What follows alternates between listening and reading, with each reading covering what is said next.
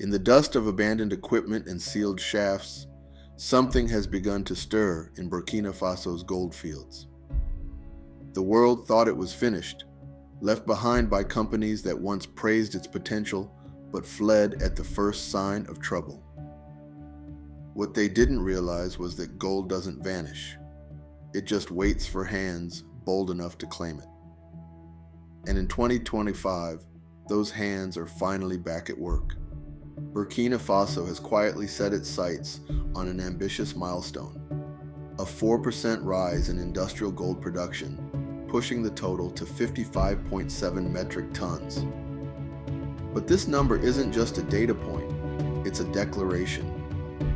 Because in the global gold race, a percentage point can change the fate of an entire nation. As the African diaspora saying goes, I am because we are, and we are because I am. This unexpected growth comes not from fresh foreign deals or miracle discoveries. It stems from something far more calculated, the reactivation of sleeping giants. Two mining sites, Yuga in the south and Kiaka in the southeast, are being brought back online with strategic precision. The first Yuga, once left idle in silence, now hums with renewed activity. The second, Kiaka, still untouched by extraction, is preparing to break ground. Behind these numbers lies a country refusing to play victim. At the center of that transformation is a deliberate strategy: reclaim what's already there. Rather than pouring energy into risky new digs or chasing speculative territories, the government and its partners are breathing life into the dormant veins of gold that others left behind. This is economic pragmatism meeting national resolve. The Yuga mine, long considered a fading memory, has returned to operation under Seoul Resources International Latitique. Quietly but steadily, operations resumed in late 2024. Now, trucks move in and out, the ground gives way to drills, and the site pulses with activity once more. This isn't just a technical restart, it's a symbolic one. Yuga's reawakening is proof that gold doesn't belong only to those who discover it first, but to those who hold on last. It signals a shift in who controls the narrative and the resources. Meanwhile, the Kiaka mine, operated by Australia's West African Resources, is marching toward its first pour expected in the third quarter of 2025. What makes Kiaka special isn't just its scale or reserves, but its timing. It's coming online after others have fled. And here's the twist: none of this happened in isolation. These two mines were not just reactivated, they were re-strategized. Their timing and scale appear calculated to fill the exact vacuum left by Western firms who once held the keys. As Burkina Faso rises from its mining lull, it's not starting over. It's picking up the pieces of a game someone else quit playing. This strategic patience is a key element of the new economic approach. The implications of this revival are vast. For one, it repositions the country on the African gold map. It's not just a producer, but a survivor in the high-risk, high-reward resource sector.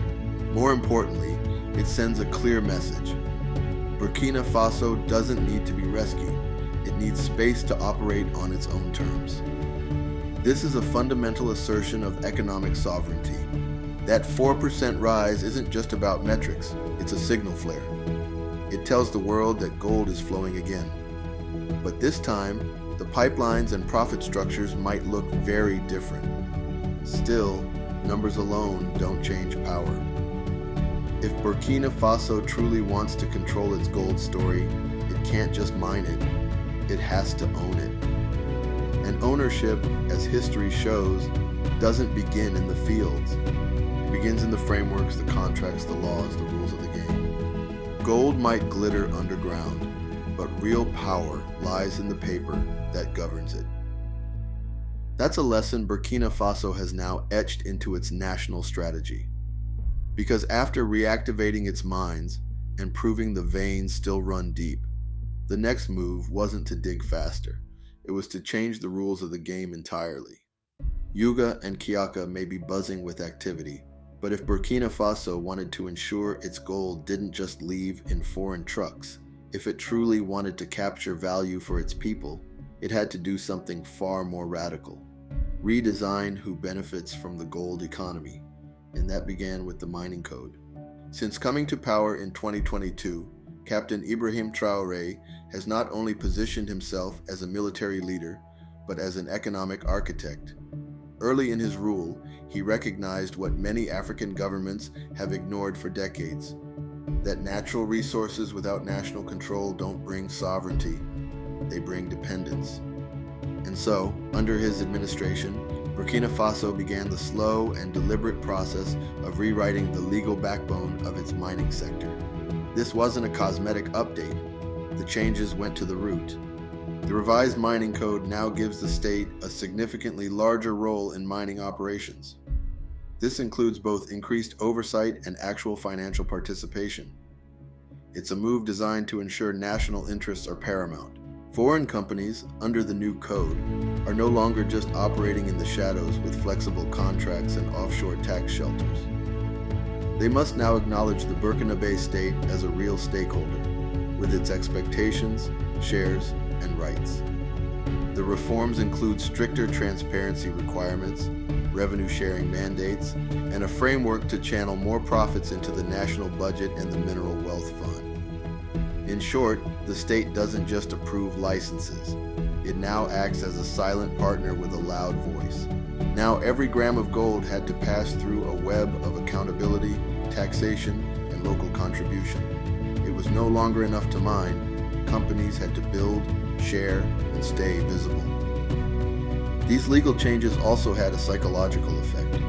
They signaled a government that wasn't just surviving, but planning long-term. This wasn't looting or chaos. It was structural reform under pressure. And that perception, order under a military regime, was enough to shift the playing field. Of course, the West didn't celebrate. Investors labeled the move as nationalization light, and policy analysts warned of a chilling effect. The new code didn't just reshape contracts, it redefined the idea of economic patriotism. It asked a fundamental question. What does it mean to mine gold in a country where the majority still lives in poverty? And the answer was equally unapologetic. It means giving more of that gold back to the soil it came from. This is a powerful message for citizens and a clear policy direction for economists. Still, Burkina Faso knew that rewriting laws on paper wouldn't be enough to replace old investors. They needed new allies, ones who wouldn't flinch at national terms. They had just closed the Western chapter. Now, it was time to turn east. When you slam one door shut, another often swings open. That's exactly what happened after Burkina Faso restructured its mining code and began asserting control over its mineral wealth. As Western investors packed their briefcases and quietly left through the back door, another global player stepped forward, calmly, confidently, and with a different set of rules. Russia. This wasn't an accident, it was a calculated pivot by both sides. For Burkina Faso, the exodus of Western mining firms didn't create a crisis. It created a vacancy and opportunity. The West, with its long-standing expectation of soft contracts and colonial leftovers, had outlived its usefulness. Russia, on the other hand, was willing to negotiate from scratch. In May 2025, the military government granted a new industrial gold mining license to Nordgold. This Russian company has both the appetite and political backing to operate where others hesitate. This wasn't a small symbolic deal. The project is expected to yield 20.22 metric tons of gold over 8 years. It's becoming one of the most significant new ventures in Burkina Faso's modern mining era. More importantly, it wasn't a silent handshake behind closed doors. The Council of Ministers publicly confirmed that the Nord Gold project would contribute approximately $89 million to the national budget, plus an additional 7.006 billion CFA francs directly into the country's mineral wealth fund. This transparency wasn't just for show, it was a message. This is how new partnerships will work. It sets a precedent for future deals and signals a commitment to public accountability, vital for citizens and economists alike. But why Russia? Unlike the West, which often brings with it institutional conditionality, media scrutiny, and long-winded development strings, Russia's approach is more transactional and tactical. It doesn't ask many questions about governance. It doesn't lecture. What it wants is access and reliability. And what it offers in return is investment without interference. From Burkina Faso's perspective, that's exactly the kind of partner it needs in a post-coup reality. The country isn't just reconfiguring its economy, it's defending it, and that defense requires financial insulation from Western retaliation and diplomatic maneuvering that doesn't treat the junta as a temporary stain on history. Russia, already deepening its influence across Mali, Niger, and the Central African Republic, views Burkina Faso as the next logical link in a pan-Sahelian corridor of influence. A corridor where Western influence has waned and mutual interest, not moral lectures, drives diplomacy. This is key for political scientists analyzing regional dynamics. For Moscow, investing in gold isn't just about profit, it's about strategic positioning in a global order increasingly defined by multipolar tension. Having long-term access to Africa's mineral belt means more than dollars. And so, Burkina Faso finds itself at the center of a quiet geopolitical tug-of-war. But this time, with the advantage. The same nation that was once viewed as an investment risk is now setting its terms and attracting suitors who understand that risk can also mean realignment. They are building rapport, offering training, and creating people-to-people connections that bypass traditional elite structures. In cities like Ouagadougou, Russian language institutes and cultural centers are quietly popping up.